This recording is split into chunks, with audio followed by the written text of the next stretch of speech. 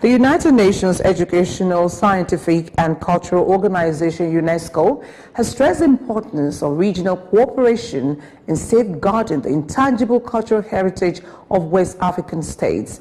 Speaking at a meeting that brought together representatives from Nigeria, the Gambia, Sierra Leone, Liberia and Ghana in Abuja, the head of office of the country, representative for UNESCO in Nigeria, Abdurrahmani Diallo, emphasized the need for all countries in the region to work together to ensure the effective implementation of Convention for the Safeguarding of the Intangible Cultural Heritage.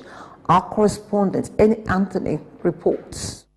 Intangible cultural heritage is a shared treasure that transcends national borders. While some countries, such as Nigeria, have made significant progress in identifying, safeguarding, and promoting their intangible cultural elements, others, like Sierra Leone and Liberia, are still in the process of ratifying the convention.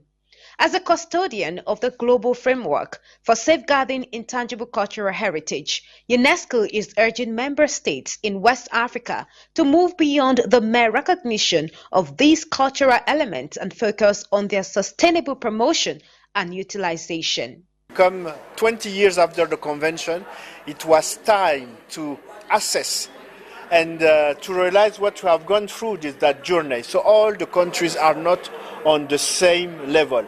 Some have done better, some are still have to address some key challenges, starting with the ratification of the convention. The representative of the Ministry of Arts, Culture and Creative Economy noted that the ministry is working to document and support Nigeria's hundreds of unique cultural festivals and celebrations as a way to drive economic development through cultural tourism. The ministry has recently undertaken a documentation of all of the cultural festivals in Nigeria, and you would be surprised to find out that there are hundreds and hundreds of them across almost every community in Nigeria has its own unique cultural festival. And for us to be able to promote this diverse culture, we have to be able to identify some of the key areas.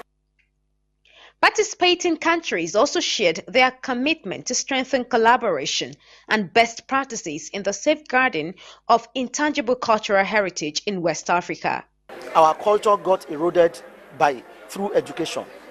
We should use education now at this point to revive our culture. The Chinese did it and they survived it.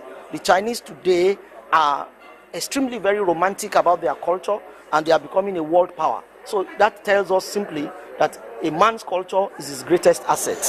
So we're hoping that once we hear from the Gambia, we hear from Nigeria, and we hear from Senegal, the others will be convinced that this is a worthy convention and they will be able to ratify. But ultimately, of course, it's the state. The meeting provided an opportunity for the participating countries to discuss the challenges such as the identification and documentation of intangible cultural elements, as well as strategies for promoting these elements to benefit local communities and economies. Annie Anthony, STV News, Abuja.